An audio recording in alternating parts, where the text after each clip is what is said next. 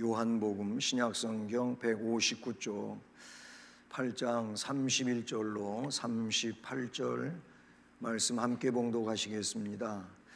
그러므로 예수께서 자기를 믿은 유대인들에게 이르시되 너희가 내 말에 거하면 참으로 내 제자가 되고 진리를 알지니 진리가 너희를 자유롭게 하리라. 그들이 대답하되 우리가 아브라함의 자손이라 남의 종이 된 적이 없거늘 어찌하여 우리가 자유롭게 되리라 하느냐. 예수께서 대답하시되 진실로 진실로 너희에게 이르노니 죄를 범하는 자마다 죄의 종이라.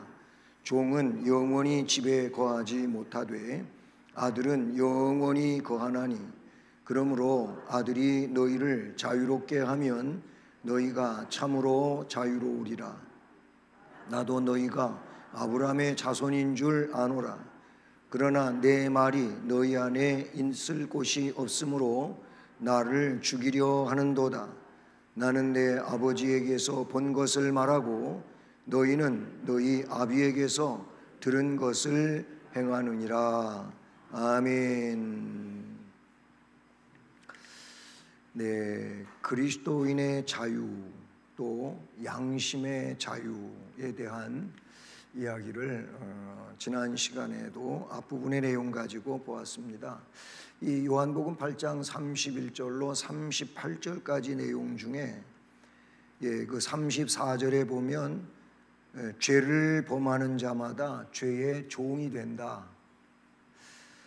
그리고 35절에 종은 영원히 집에 거하지 못하되 아들은 영원히 거하나니 그러므로 아들이 너희를 자유롭게 하면 너희가 참으로 자유로우리라.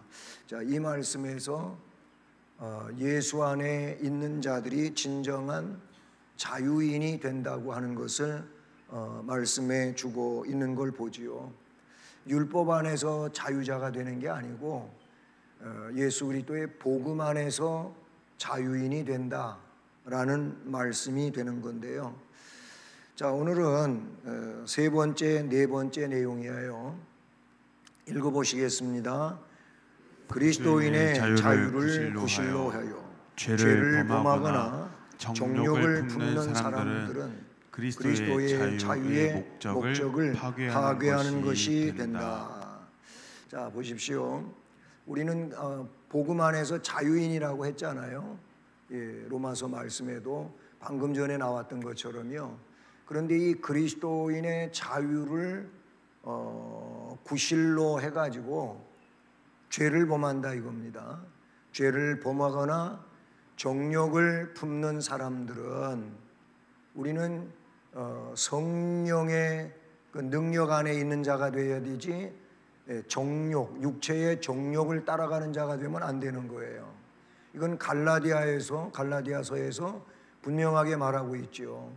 예, 육신의 정욕들은 멸망할 일들이라고 갈라디아서에 쭉 나오다가 5장 23절 말씀에서 성령의 9가지 은사를 말씀하고 있는 걸 보지요. 예, 그리스도인의 자유가 구실이 돼가지고 죄를 범한다든지 정욕을 품는 사람들은 그리스도의 자유의 목적을 파괴하는 거예요. 지난 시간에 자유는 나름대로의 어떤 그 테두리가 있어요. 이 테두리를 벗어나는 것은 자유가 아니에요. 그 법질서라고 하는 테두리 안에 있어야 되고 그 테두리를 벗어나면 그게 뭐예요? 방종이라고 하는 삶의 내용이 돼요. 방종을 일삼는 것은 성경이 금하고 있지 않습니까? 그걸 말하고 있는 거예요. 그리스도인의 자유의 목적을 방종함으로 파괴하는 거예요. 예, 그 정욕을 품어 그 정욕의 위주가 되어 살아간다면 그리스도인의 자유를 제대로 누려가지 못하는 이런 일이 된다는 것이죠. 또 계속 읽어보겠습니다. 그리스도인의 자유의 목적은 우리가 원수들의 손아귀에서 건짐을 받아 평생토록 주님을 두려움 없이 주님 앞에서 거룩함과 의로움으로 섬기려는 데 있다. 아멘. 자, 다시 보십니다. 그리스도인의 자유, 방종이 아니라 그랬어요. 앞에서 그걸 구실로 삼아가지고 정욕으로 나아가면은 안 된다고 앞에 말씀해 본 것처럼 그거 아니라는, 그리스도인의 자유의 목적이 있다면 우리가 원수들의 손아귀에서 건진받아 이 사탄의 악한 영향에서 우리는 이미 예수 그리스도의 불러냄으로, 꺼냄으로, 건져냄으로 우리는 건진받은 거예요. 사탄의 올무에서 해방이 됐다 그 말이에요. 그래서 그렇게 된 자들로서 평생토록 어떻게 하라고요? 주님을 두려움 없이, 이게 복음이에요. 이게 복음이라고요. 그리고 주님 앞에서 거룩함과 의로움으로 섬기려는 데 있다. 아멘. 자, 그리스도를 구세주로 믿음으로 그에게 온 것이 뭡니까? 죄사함이 왔어요. 죄사함. 그러니까 앞에서 뭐라 그랬어요? 죄는 우리를 올가매는 거잖아요. 그러니까 율법도 죄를 드러나게 해주는 것이지 율법이 죄를 속량시키는 게 아니에요. 너무 많이 들은 얘기잖아요.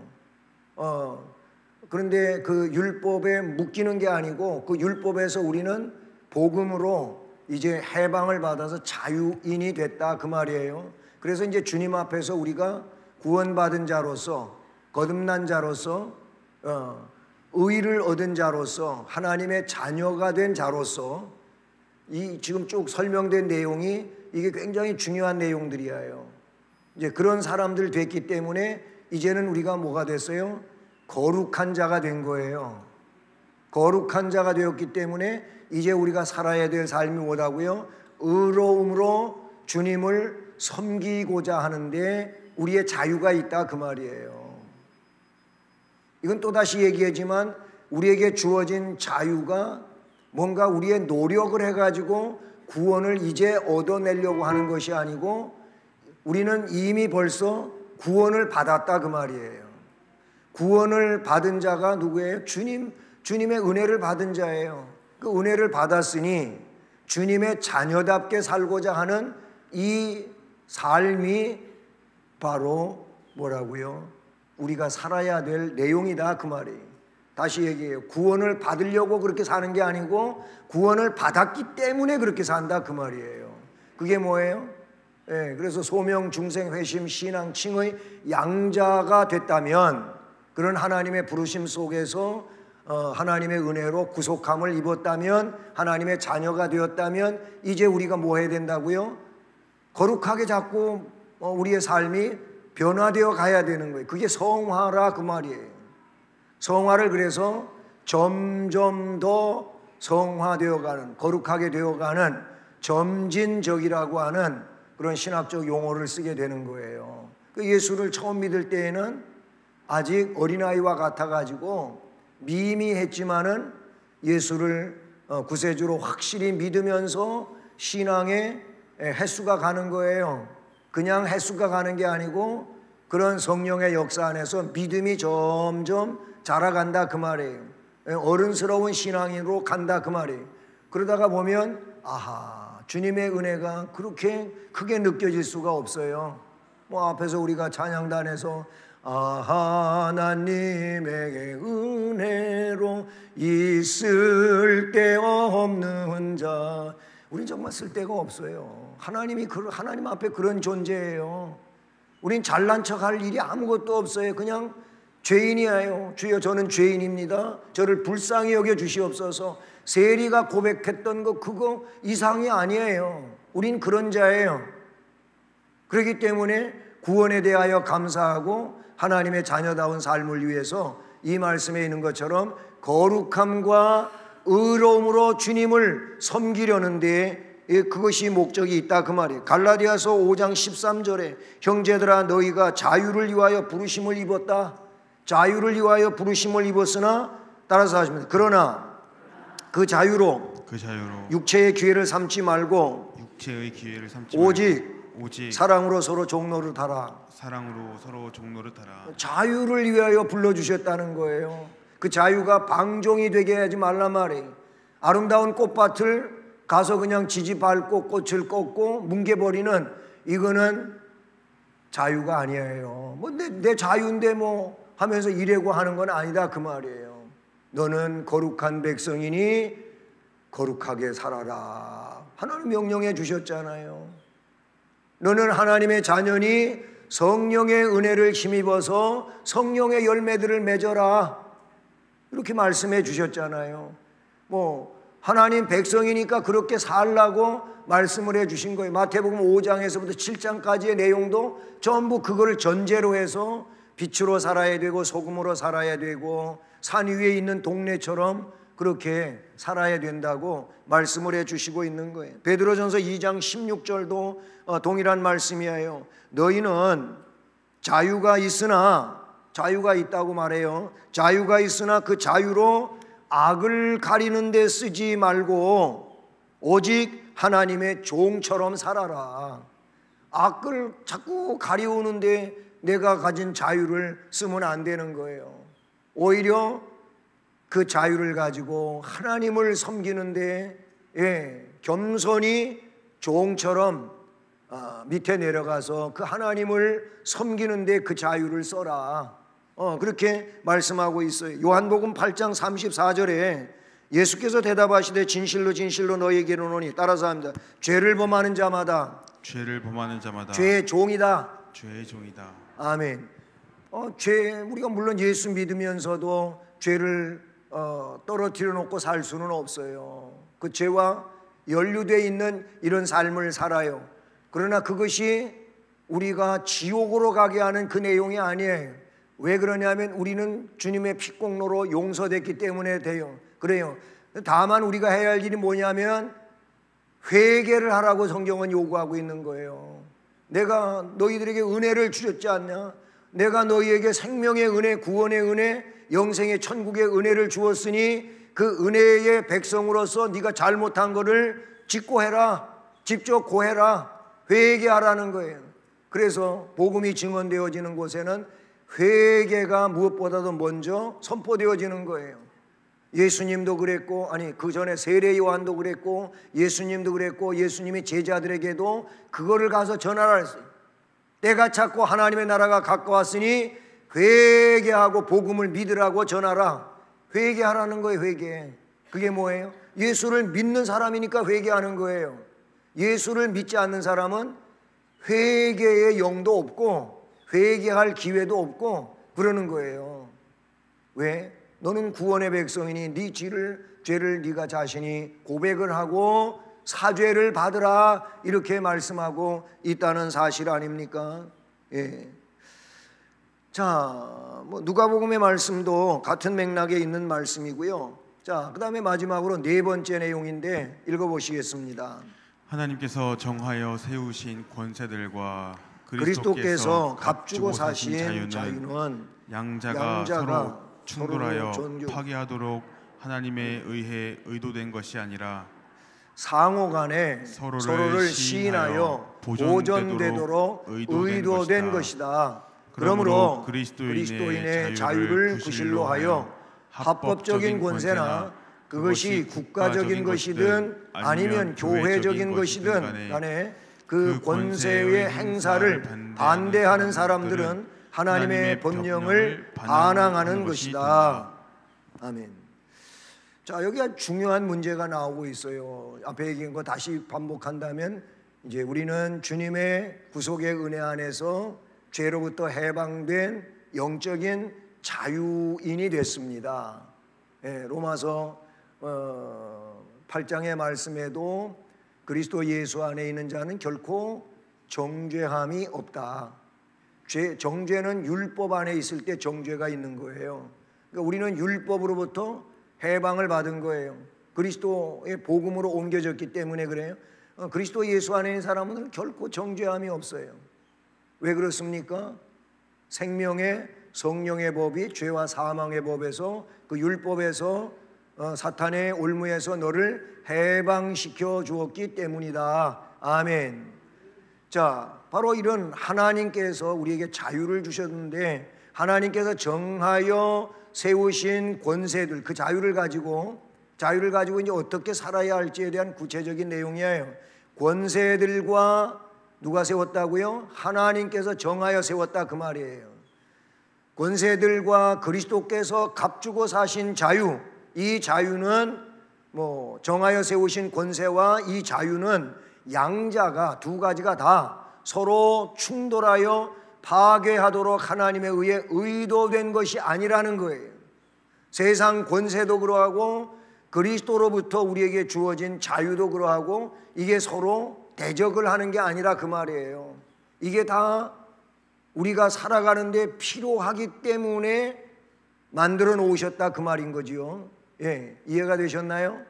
예, 그래서 이것은 상호 간에 세상에 임금도, 옛날로 말하면 임금이 있어요. 지금 대통령이 있고, 어떤 우리가 법치 국가 안에서 그런 법을 가지고 집행하는 자들이 있단 말이에요. 위에 있는 자들이지요. 이런 것과 그리스도 안에서 주어진 이 자유, 이거는 싸우는 게 아니라는 거예요. 이걸 잘못 또 혼돈하는 사람들이 없지 않아 있어요. 그래가지고 계속 세상에 대하여 나가서 어떤 권기대회를 해야 되고 하는 이런 논리로 가는 사람들이 없지 않아 있잖아요. 물론 그러할 때도 없지 않아 있을 수 있겠지만 그게 아니라는 거예요. 그래서 루터도 그렇고 칼빈도 그렇고 교회와 정치는, 교회와 나라는 어떤 상황에 있느냐라고 할 때 이거를 도형으로 그리면 큰 원이 이렇게 있단 말입니다. 또 하나의 큰 원이 있어요. 각자가 아니라는 거예요. 각자가 아니고 이 두 가지의 원이 어떤 상태냐면은 이렇게 물려 있는 거예요. 완전히 이렇게 물린 것도 아니고 이렇게 물려 있어요. 그러니까 세상은 세상대로, 교회는 교회대로 자치권이 있을 뿐만 아니라 또 두 가지가 서로 어떻게 맞물려 있는 부분이 있다, 그 말이에요. 이게 굉장히 아주 좋은 설명이라고 볼 수가 있어요. 그래서 나라는 교회에 의하여 지시받을 것이 있는가 하면 교회 또한 나라의 저촉을 받을 일이 있다, 그 말이에요. 이게 루터나 칼빈이 이야기한 교회와 정치에 관한 그런 이제 이해고 인식이라고 말할 수가 있어요. 그래서 이 말에 보면 서로 간에 상호 간에 서로를 시인해야 되는 거예요. 그래서 보존되도록 의도됐다, 그 말이에요. 누가 그렇게 하냐면 하나님이 그렇게 하셨다는 거예요. 어떤 대통령이 그렇게 한 거 아니고 어떤 종교 개혁자가 그렇게 만든 게 아니고 이미 성경에 하나님의 이런 뜻이 담겨져 있다. 성경에서 근원을 두고 이런 이제 요리문답 내지는 신앙 고백이 만들어졌다, 그 말인 것이죠. 그러므로 그렇기 때문에 그리스도인의 자유를 구실로 해가지고 여기서 중요해요. 이 그리스도, 난 그리스도인이야, 나는 자유인이야, 이런 걸 가지고 그걸 구실로 해서 합법적인 권세, 이게 뭐예요? 세상에 법리적으로 합당한 권세가 있다, 그 말이에요. 이게 불법적인 그런 내용을 말하는 게 아니고 합법적인 나라의 기존 어떤 구조를 이야기하고 있는 거죠. 그걸 합법적인 권세나 그것이 국가적인 것이든 아니면 교회적인 것이든, 이거 굉장히 중요한 얘기예요. 그렇든 간에 그 권세의 행사를 반대하는 거는, 반대하는 사람들은 하나님의 법령을 반항하는 것이다. 이거 성경이 말하고 있는 내용을 이렇게 신앙 고백서에 담고 있다, 그런 얘기예요. 그러니까 우리가 믿음 생활하면서 나라에 반대하는, 어떤 나라의 법령에 반대한다 말이에요. 그 법이 앞에 나왔던 것처럼 틀리지 않은 거예요. 불법이 아니다, 그 말이에요. 공의의 법이다, 그 말이에요. 그런데 그 나라의 법을 반대한다면 하나님의 법령도 반대하는 게 된다.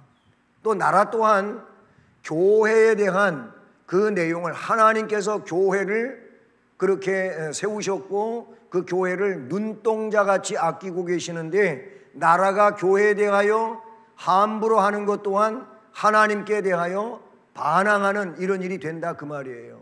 이걸 우리가 잘 알아야 되는 것이지요.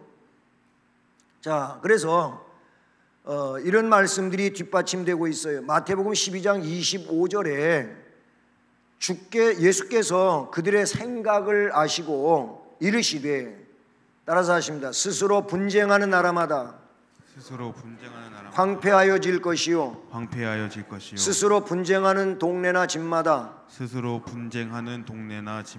서지 못하리라. 그러니까 이게 상호 보존되도록 한 그 내용을 무시해버리고 어떻게 해요? 그냥 부정을 한다 그 말이에요. 교회가 나라를 부정하고 나라가 교회를 부정하고 이렇게 된다면 그게 뭐예요? 이 말씀에 있는 것처럼 분쟁하는 거예요. 분쟁하는 나라도 그렇고 분쟁하는 동네나 집도 그래요. 분쟁하는 나라는 황폐하게 될 거고 스스로 분쟁하는 동네나 집은 올바로 서지 못하는 거예요. 맨날 뭐 네가 옳으니 내가 옳으니 싸움이나 하고 있으면 그 집안이 제대로 서겠냐 이런 얘기예요. 교회도 마찬가지예요. 교회도 하나님께서 통치하고 하나님이 다스려가고 여기에 대한 믿음을 가지고 하나님 앞에 우리가 위탁을 해야 되고 맡겼는데 우리가 서로 갑론을박하면서 이걸 가지고 싸우다 보면 교회는 교회로서 세워질 수가 없어요. 서로 상처가 있고 아픔이 있고 그래서 교회를 떠나게 되고 어려움을 갖는 이런 상황이 된다 이거예요. 작금의 현실이 여러분 생각을 해보세요. 그래서 소수의 인원이지만 예배를 부정하고 예배에 동참하지 아니하고 이런 일을 가진다면 이 내용처럼 하나님 앞에 반항하는 것이고 대항하는 것이 된다. 여러분 우리가 성경을 통하여 똑바로 알아야 된다 그런 말씀인 거예요. 자, 베드로전서 2장 13절로 14절과 16절 이거 지난 주간에 본문의 내용이 되기도 했던 내용이지요. 인간의 모든 제도를 주를 위하여 순종을 해라. 다른 거 아니에요. 누구를 위하여가 아니고 오직 주님을 위하여 인간의 모든 제도를 순종하라고 말하고 있는 거예요. 순종해야 돼요.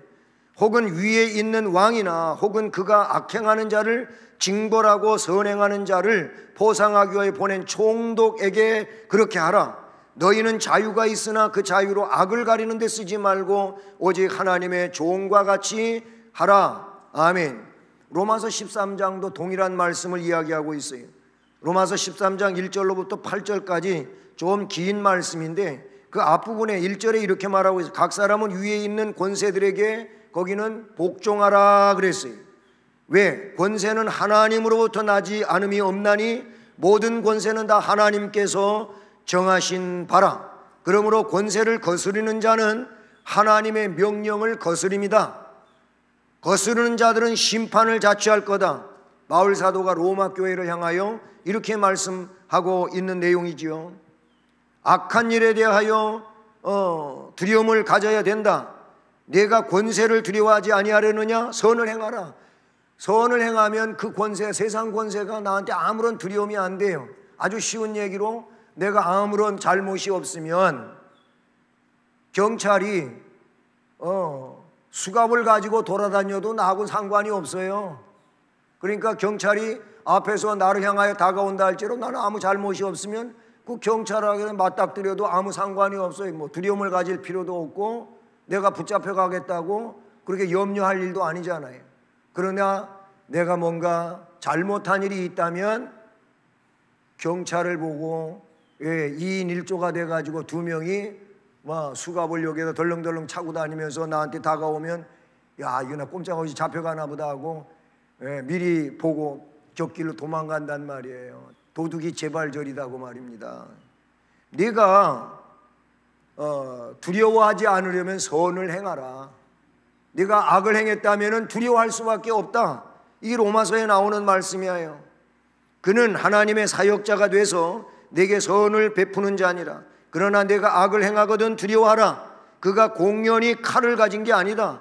하나님의 사역자가 되어 악을 행하는 자에게 진노하심을 따라 보응하는 자니라. 너희가 조세를 바치는 것도 이로 말미암음이라.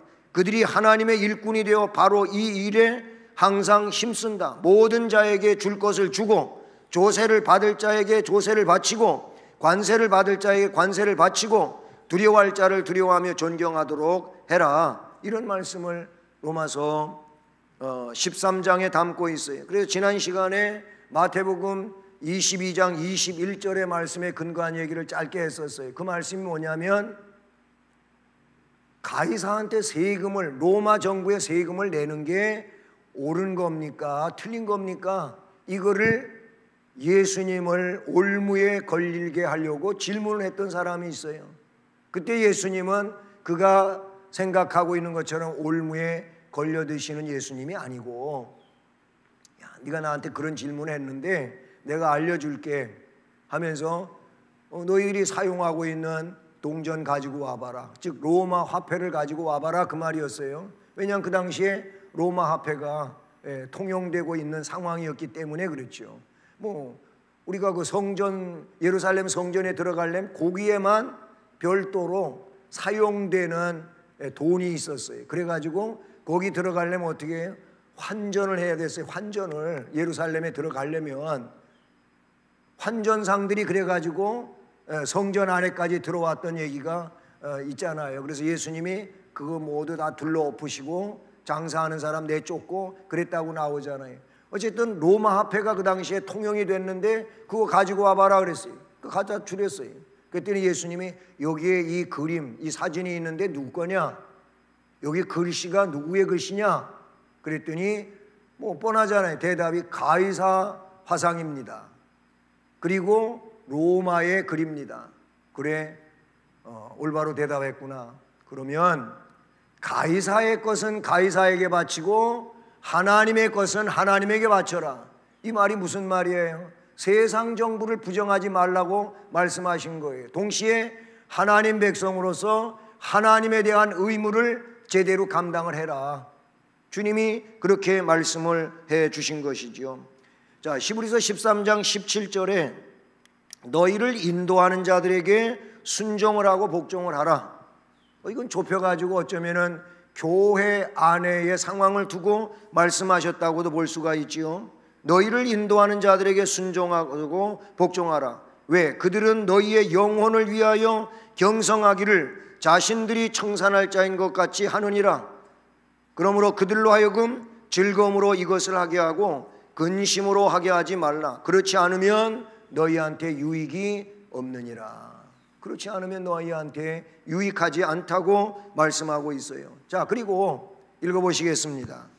그리고 신앙과 예배 또는 시민 생활에 관해 본성의 빛이나 기독교의 일반 원리나 또는 경건한 권세에 반대되는 그러한 견해들을 발표하거나 그러한 행동들을 지속적으로 행사하는 경우 또는 그러한 그릇된 견해나 소행들이 본격적으로나 그것들을 발표하거나 행사하는 방법 면에서 그리스도가 교회 안에 세우신 외적 평화와 질서를 파괴하는 경우 그러한 사람들이 책망을 받고 교회의 견책을 받아 고소당하는 것은 마땅하다. 네. 자, 신앙과 예배가 교회의 굉장히 중요한 축이잖아요. 그렇죠?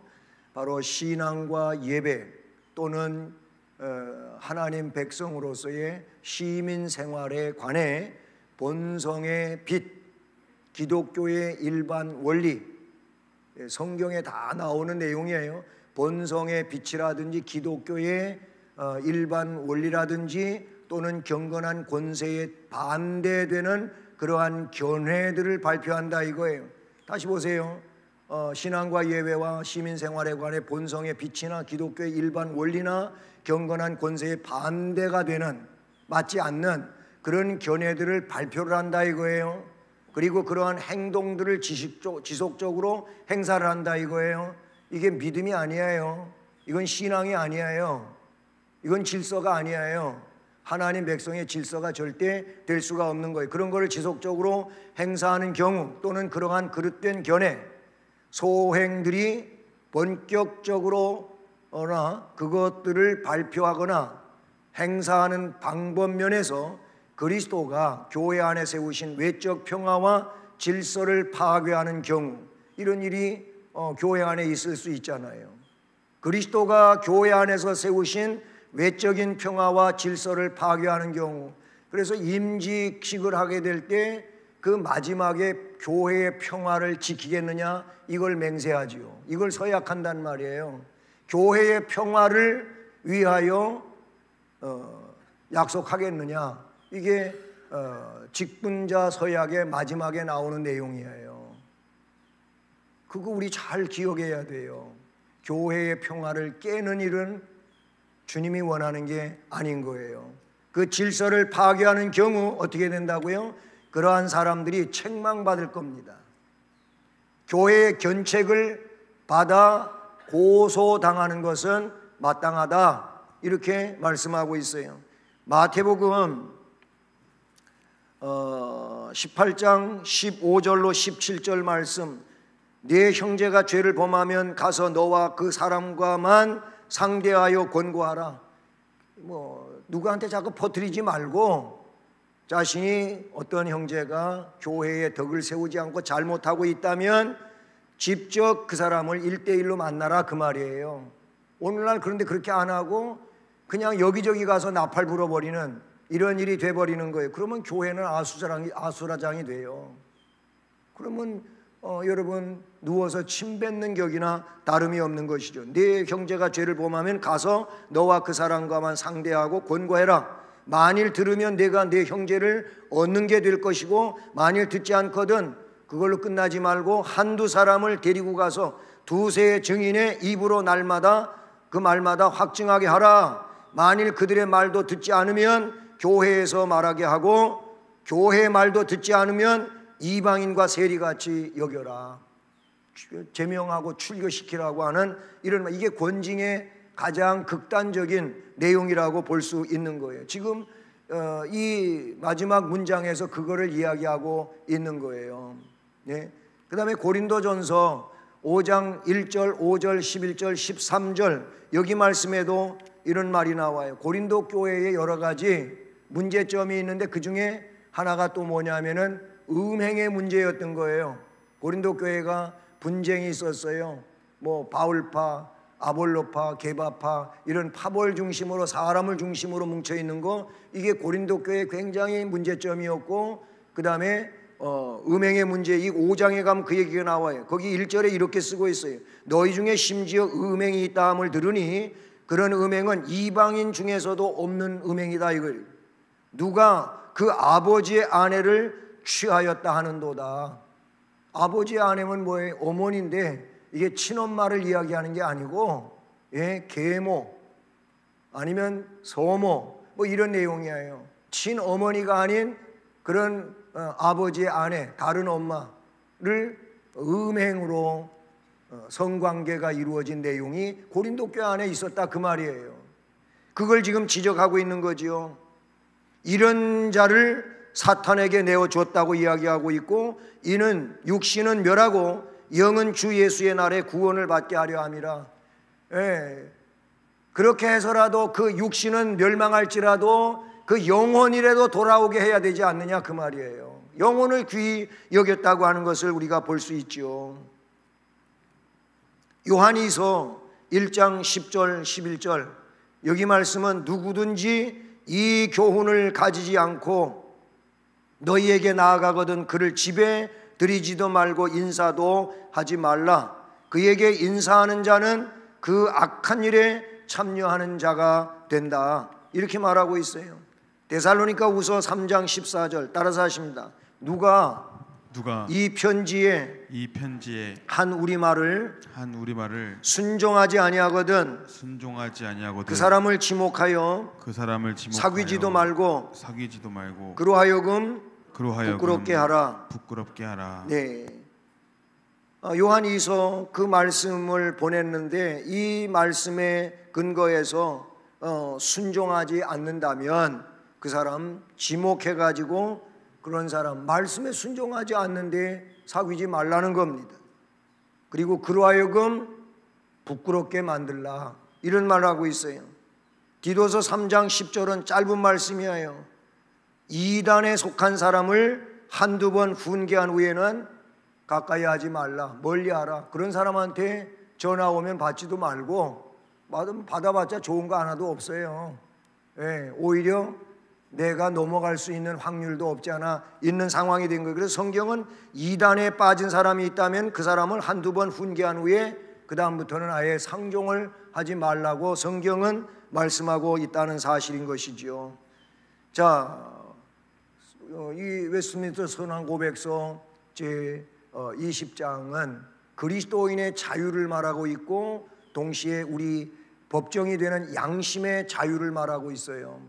그러나 이 자유는 하나님을 영화롭게 해드리고 우리가 신앙적으로 성숙해 가면서 거룩성을 더 많이 그렇게 성화시키고 발전시키고 유지하는 데 있어서 자유를 쓰라 그 말이에요. 악을 가리우는데 그 자유를 쓰지는 말라고 성경은 말씀하고 있다는 사실이죠. 우리는 예수를 구세주로 믿으며 그 복음 안에서 영원한 자유를 얻은 자입니다. 세상 사는 동안에 이 자유를 악을 가리우는 데 쓸 것이 아니고 보다 더 거룩하게 되고 하나님의 자녀다운 아름다운 모습으로 그렇게 전진해 가는데 이 자유를 사용하심으로써 하나님 앞에 모쪼록 영광 돌리는 은혜의 삶이 될 수 있기를 우리 주님 이름으로 축복합니다. 은혜로우신 하나님 아버지 감사합니다. 오늘 주의 날에 또 웨스트민스터 신앙 고백서 제 20장 그리스도인의 자유와 양심의 자유에 대해서 살펴보면서 우리가 주님의 은혜로 이 놀라운 자유를 선물로 받았습니다. 이제는 이 자유가 하나님 영광을 위해서 또 우리의 신앙의 성숙도를 위해서 아름답게 사용되어짐으로 말미암아 복이 되게 하여 주시옵고 교회를 유익하게 하고 또한 믿음의 역사를 더 충만하게 이루어가는 은혜의 내용들이 될 수 있게 하여 주시옵소서. 예수 그리스도의 이름으로 기도드립니다. 아멘.